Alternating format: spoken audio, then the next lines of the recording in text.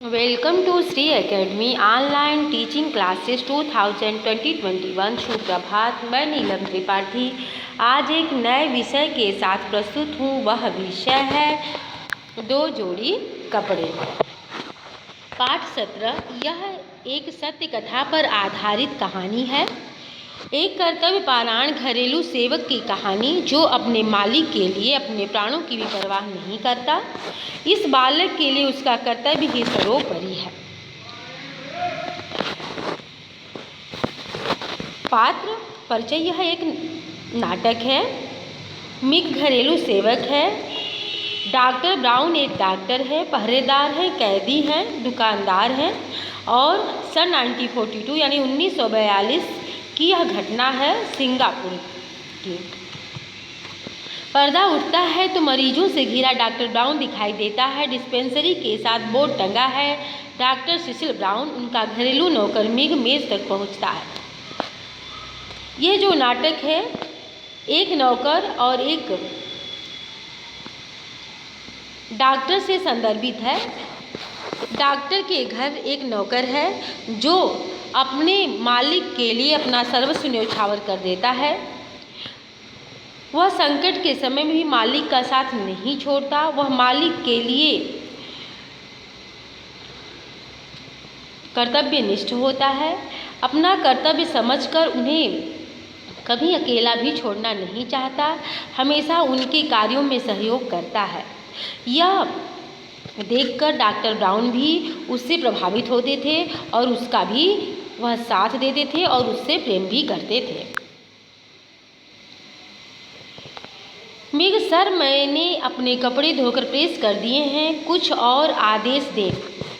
MiG अपने मालिक का कपड़ा धोकर प्रेस कर देता है और पूछता है कि और कोई आदेश हो तो मुझे बताएं और मैं कर दूं।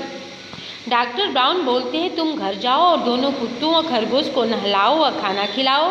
तुम भी नहा लो, मैं भी बस आता हूँ। वह अपनी डिस्पेंसरी से बोलते हैं कि तुम घर जाओ, तुम यहाँ से अब सब काम हो चुका है। दोनों कुत्तों और खरगोश को खाना खिलाओ, नहला दो, अपने भी नहा लेना, बस यही काम है, मैं आता हूँ वहाँ से।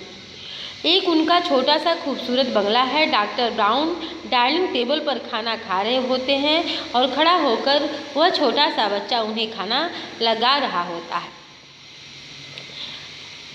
और सर्व करा रहा होता है। उन दोनों के बीच के आपसी स्नेह को देखकर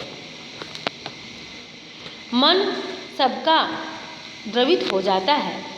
यानी जो इस कहानी को पढ़ता है वह उसका मन उस छोटे से बच्चे की कर्तव्य निष्ठा को देखकर द्रवित हो जाता है। डॉक्टर ब्राउन, तुम्हें तो इन दिनों बहुत डर लगता होगा मिग, क्योंकि उस समय जापान के लोग आक्रमण कर रहे थे। विश्व युद्ध की आग निरंतर फैलती जा रही है। कई बार जापानी सिंगापुर पर बमबारी भी कर चुके हैं। वह डॉक्टर ब्राउन पूछते हैं कि हे मिग, तुम्हें तो बहुत डर लगता होगा। विश्व युद्ध की आग निरंतर तुम्हारे हृदय में फैल रही होगी। जापानी हमेशा युद्ध के लिए बमबारी करते रहते हुए वो दृश्य देखकर तुम्हें बहुत डर लगता होगा। तुम्हें अपने गांव और घर चले जाना चाहिए, चीन चले जाना चाहिए। मिग, डरने से क्या होता है सर, सेवक तो आपके साथ है, जो आप पर बीतेगी वही मुझ पर बीतेगी, फिर डर काहे का।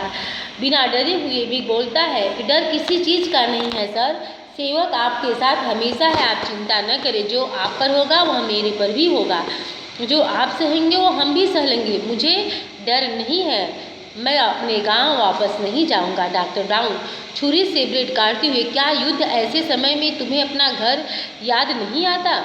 तुम चाहो तो मुझे छोड़कर अपने देश चीन जा सकते हो। अब सिंगापुर का कोई भरोसा नहीं, यहाँ कभी भी तबाही मच सकती है। वह डॉक्टर ब्राउन मिग को समझाते हैं और ब्रेड को काटते हुए कहते हैं कि हे मिग, युद्ध से क्या तुम्हें डर नहीं लगता? तुम्हें अपने घर जाना चाहिए, क्योंकि यहाँ प्राणों पर संकट मंडरा रहा है और तुम चाहो तो मुझे छोड़कर चीन जा सकते हो। सिंगापुर में कभी भी युद्ध हो सकता है, इसका कोई भरोसा नहीं। यहाँ कब तबाही मचेगी, कब कौन मरेगा यह पता नहीं है। इसलिए भयंकर तूफान आने से पहले तुम्हें सावधान रहना चाहिए। तुम्हें घर जाना चाहिए। तुम छोटे बच्चे हो और तुम इस भयावह परिस्थिति को झेल नहीं पाओगे। किंतु मृग ने उनका उत्तर देते हुए कहा कि वह ऐसी उसकी चिंता न करें, जो वो सहेंगे वह सह लेगा।